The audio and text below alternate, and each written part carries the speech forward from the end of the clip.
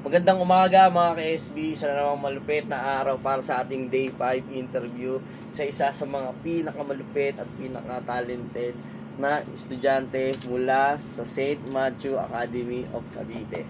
Mag-i-interview tayo kay Genevieve Martinez. Good afternoon. Magandang araw, Genevieve Martinez. So ngayon, nandito ka sa office ng SBTS Electronic Services. Ano yung napansin mo sa unang araw pa lang ng OJT ko dito? Feeling ko magiging maayos naman kasi parang meron akong experience sa mga pag-organize ng mga gamit. Hindi ka ba nagulat? Ang daming mga camera, ang daming dapat ayusin, ang dapat baguhin, ang dapat parang i-organize. Ano ba yung tingin mong una mong gagawin? Siguro po, umpisan ko muna sa mga yung una kong makikita maliliit na bagay. Okay. Sunod yung mga malalaki naman yung ayusin. Yun, tama. Nandito ka sa security industry business. So, ano yung tingin mong contribution ng pagiging estudyante mo ngayon sa St. Matthew na may relate mo sa company ng SBTS? Siguro po yung pagiging estudyante ko po. Kasi marami pa po akong hindi alam. So, feeling ko marami pa akong matututunan dito. Ano yung course mo sa accountant? ABM. AB accountant. Gusto mo ba talaga yan? Yung accountant? Oo. Maging accountant. Ano ba yung wala ka ba dati nung bata ka? Ano yung pangarap mo? Una kong pangarap. Oo. Ano yung Una po accountant ba talaga? Hindi. Ano yung pangarap mo? Nurse. O Nurse? kaya doctor. Balita ko matataas daw yung grade mo ah. Tama ba yun? O nagkakamali yung Sakto lang. sakto? So nakakatawa kay Genevieve. Actually katrabaho din siya sa amin sa Milk Tea. Actually, pero ngayon ko lang siya, first time ko lang siya na-meet talaga in person.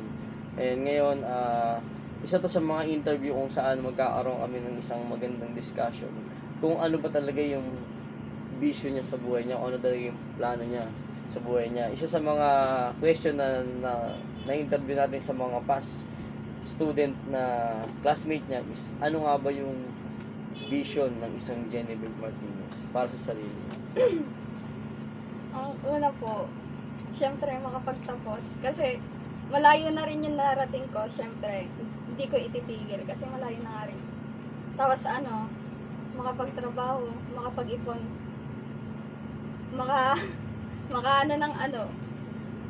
makapagpatayo ng sariling bahay. So si Genevieve nga pala isa ring panganay ka rin, di ba? Ilan kayo magkakapatid? Sure. So, isa sa mga katangian ni Genevieve na na-appreciate is napakasipag talaga ng bata na to. Yun, ano yung tingin mong plano mo 5 years from now? Ano na yung nakikita mo sa sarili mo? Siguro successful businesswoman na ako. Successful si business mo yan. So, ano ba yung katangian ng businesswoman na tingin mo meron ka na ngayon? Siguro pagiging masipag, tsaka independent. Hindi ako naasa sa iba. Hindi ka naasa sa iba. So, isa pong working student si Genevieve na kung saan pumapasok siya ng anong pasok mo sa Milky? Pag wala lang ako pasok sa school, siguro Wednesday, Sabado, Linggo. Paano mo kakausapin yung sarili mo, di ba, 20? Ilang taon ka na? 18? 90. 19 ka na? 19. So, 24 years old ka na, 5 years from now. Paano mo ikikwento sa Genevieve ngayon, kunyari ka na, successful ka na tao. Paano mo kakausapin si Genevieve na 19 yan? Proud ako sa'yo kasi nakarating ka sa kung anong meron ka ngayon kasi hindi ka sumuko at saka matatag ka.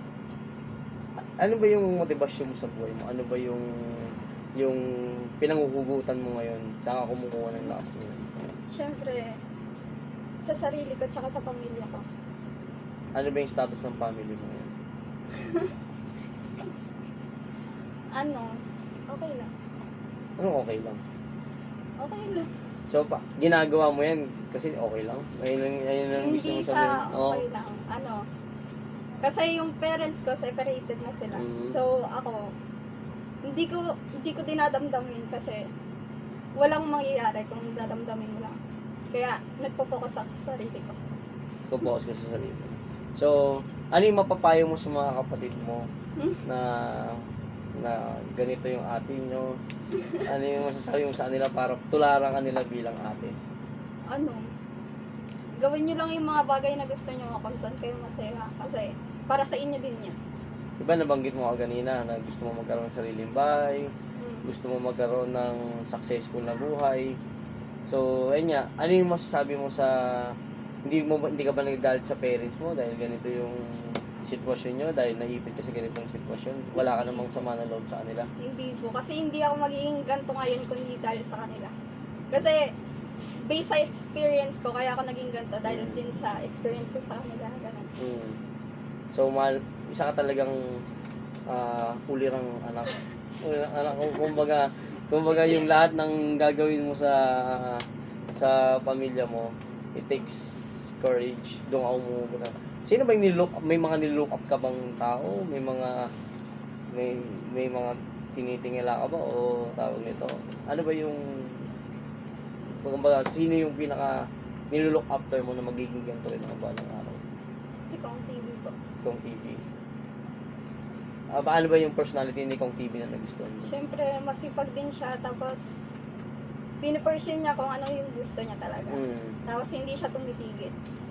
Parang, go with the flow lang siya. So, kung papapiliin ka, diploma o diskarte, anong magiging option? Siguro, diskarte. Kasi kung madiskarte ka sa pag-aaral, makukuha mo yung diploma. Unahin mo muna yung diskarte bago ang maging diploma. Unahin Hindi, mo kumbaga, parang pagsasabayin ko siya. sasabayin mo siya. So, ito guys, isa sa mga nakakatuwang senaryo dito kay Jenny Babe.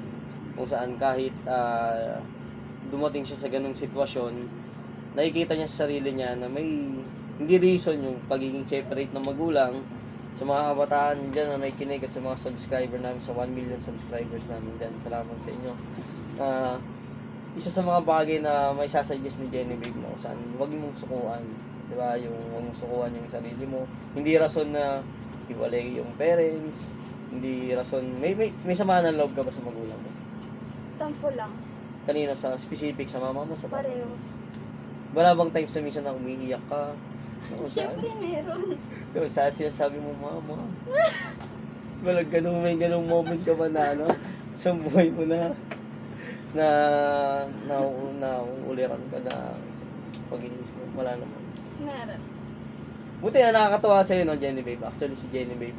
Actually, kilala kami nito mga 3 araw na kung siyang kilala. Ngayon ko siya nakilala. Sa sobrang tagal sa 3 araw namin pagkakilala. Yun, nakita ko na talaga, determinado talaga si Jenny Babe. So, ano yung masasabi mo sa mga may katulad yung broken family? Kasi sa panahon natin ngayon, di ba, minsan parang yung kasal ngayon, parang wala na lang eh. Ano yung masasabi mo dun sa mga nakikinig sa atin, sa mga broken family, ano yung papayo mo sa kanila? Yung mga bagay na nangyari na wala ka nang magagawa doon, hindi mo na control. Kaya, kung ano yung meron ka ngayon, ayun na yung pag-focusan mo. Magandang words yun. So, bilang si Jenny Babe, bilang ikaw sa ngayon, ano yung masasabi mo sa magulang mo kung may dapat silang itama? Ano yung masasabi mo sa kanila? Siguro yung mga desisyon nila sa buhay. Kasi, mahirap din sa yung future ng